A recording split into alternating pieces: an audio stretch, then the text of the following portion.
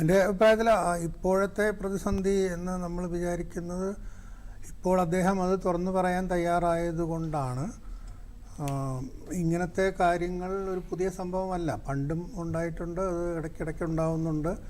അതിലും പല പല കാരണങ്ങളുണ്ട്. നമുക്ക് ഈ ചുരുങ്ങിയ സമയത്തിലൂടെ എല്ലാം കൂടി പറയാൻ സാധിക്കില്ല. അതിലിപ്പോൾ തൽക്കാലം ഇപ്പോൾ വന്ന ഒരു ക്രൈസിസ് എന്ന് പറയുന്നത് എനിക്ക് തോന്നുന്നത് വാങ്ങിക്കാനുള്ള ഒരു പൈസയുടെ ഒരു കുറവ്, മറ്റു ചില കാരണങ്ങളാൽ പലർക്കും പൈസ കൊടുത്തിട്ടില്ല എന്നുള്ളത് കൊണ്ട് അവർ സപ്ലൈ ചെയ്യാൻ വിസമ്മതിച്ചു എന്നൊക്കെയാണ് ഞാൻ മനസ്സിലാക്കുന്നത്. ശരിയാണോ എന്ന് എനിക്ക് അറിഞ്ഞുകൂടാ. ഏതായാലും ഈ ആവശ്യത്തിന് സാധനങ്ങളില്ലാത്ത ഡിസ്പോസിബിൾസ് ഒന്നും ഇല്ലാതെ വരുന്നതും അത് രോഗികളെ കൊണ്ട് വാങ്ങിപ്പിക്കുന്നതും ഒരു പുതിയ കാര്യമല്ല.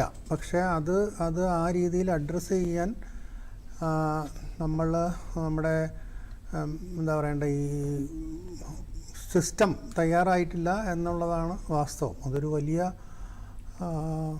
ഒരു ചർച്ചയ്ക്കുള്ള വകയുണ്ട്. പക്ഷെ ഞാൻ അതിന് ഓരോന്നിനായിട്ട് ഞാൻ റെസ്പോണ്ട് ചെയ്തോളാം. ഇപ്പം ഇത്രയേ പറയുന്നുള്ളൂ. ഓക്കെ, സിസ്റ്റത്തിൻ്റെ പോരായ്മ പറഞ്ഞാൽ ആ സിസ്റ്റം എവിടെയാണ്? മെഡിക്കൽ കോളേജിലെ സിസ്റ്റമാണോ, സർക്കാർ സംവിധാനത്തിലെ പോരായ്മകളാണോ? എൻ്റെ അഭിപ്രായത്തിൽ ഇത്രയും വലിയ ഒരു ഹോസ്പിറ്റൽ, ഞാനൊരു മാനേജ്മെൻറ്റ് പെർസ്പെക്റ്റീവിൽ നിന്നാണ് പറയുന്നത്. അതായത് അതിൻ്റെ ഒരു ആസ്പെക്റ്റാണ് ഞാൻ പറയുന്നത്. ഇത്രയും വലിയൊരു ഹോസ്പിറ്റൽ, ഇപ്പോൾ ഒരു ആധുനിക ഹോസ്പിറ്റൽ, കാരണം ഇപ്പോൾ ഹെൽത്ത് കെയർ എന്ന് പറയുന്നത് വളരെ സങ്കീർണമായ കോംപ്ലക്സ് ആയിട്ടുള്ള ഒരു കാര്യമാണ്. അപ്പോൾ അതിന് ആധുനിക രീതിയിലുള്ള ഉപകരണം മാത്രം പോരാ, ആധുനിക രീതിയിലുള്ള മാനേജ്മെൻറ്റ് അപ്രോച്ചസും വേണം.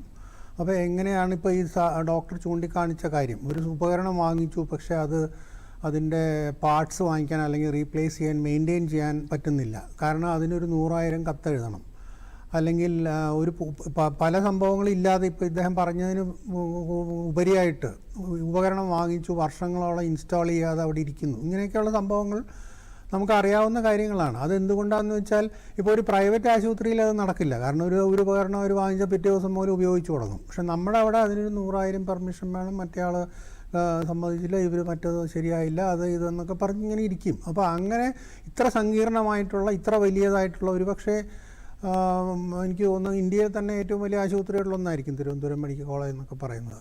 അതുപോലെ തന്നെ കോഴിക്കോടും നമുക്ക് അങ്ങനെയുള്ള 3-4 ആശുപത്രികളുണ്ട്. അപ്പോൾ അവയെ ശരിക്ക് ഗവർണൻസ് ഇഷ്യൂ ഉണ്ട് അവിടെ. അത് ഇപ്പോൾ മെഡിക്കൽ കോളേജിൽ ഇപ്പോൾ ഈ ഒരു പ്രശ്നം വന്നു. ആരാണ് ഉത്തരവാദി, അക്കൗണ്ടബിലിറ്റി ആർക്കാണ് എന്ന് ചോദിച്ചാൽ ആർക്കും ഇല്ല. ഇപ്പോൾ സൂപ്രണ്ടിനെ പറഞ്ഞിട്ട് കാര്യമില്ല, കാരണം അദ്ദേഹത്തിന് എന്താ പറയേണ്ട, ഒരു സിറിഞ്ച് വാങ്ങിക്കാൻ പോലും ചിലപ്പോൾ അധികാരം കാണില്ലായിരിക്കും. അതുകൊണ്ട് അദ്ദേഹത്തിനെ കുറ്റം പറഞ്ഞിട്ട് കാര്യമില്ല. പ്രിൻസിപ്പളിനെ കുറ്റം പറഞ്ഞിട്ട് കാര്യമില്ല, കാരണം അദ്ദേഹത്തിന് എൻ്റെ ചുമതലയിലല്ല ഇതൊന്നും. പിന്നെ ആരുടെ ചുമതലയിലാണെന്ന് ചോദിച്ചാൽ എനിക്ക് തന്നെ അറിഞ്ഞുകൂടാ. അത് ഒരു ചെയിൻ ഓഫ് കമാൻഡ് ഉണ്ട്. അത് ഹെൽത്ത് സെക്രട്ടറിയിലാണ് പോയി അവസാനിക്കുന്നത്. ഈ ഹെൽത്ത് സെക്രട്ടറിക്ക് സകല PHCയുടെയും സകല മെഡിക്കൽ കോളേജിൻ്റെ എല്ലാ കാര്യങ്ങളും നോക്കാൻ പറ്റുമോ? പറ്റൂല. ഇതൊരു ഇഷ്യൂ ആണ്. ഇത് മാത്രമാണ് ഇഷ്യൂ എന്ന് ഞാൻ പറയുന്നില്ല, പക്ഷേ ഇതൊരു പ്രധാനപ്പെട്ട ഇഷ്യൂ ആണ്. നമ്മുടെ ഈ ഹോസ്പിറ്റലുകൾ ഭരണ സംവിധാനം മാറ്റേണ്ട കാലം അതിക്രമിച്ചിരിക്കുന്നു എന്നാണ് എൻ്റെ വ്യക്തിപരമായ വിശ്വാസം. അതിപ്പോൾ ഒരു സർക്കാരിനെയോ അല്ലെങ്കിൽ ഒരു മന്ത്രിയോ ഒന്നും കുറ്റം പറയുന്നതല്ല. ഇതിങ്ങനെയായിട്ട് കാലം കുറേയായി.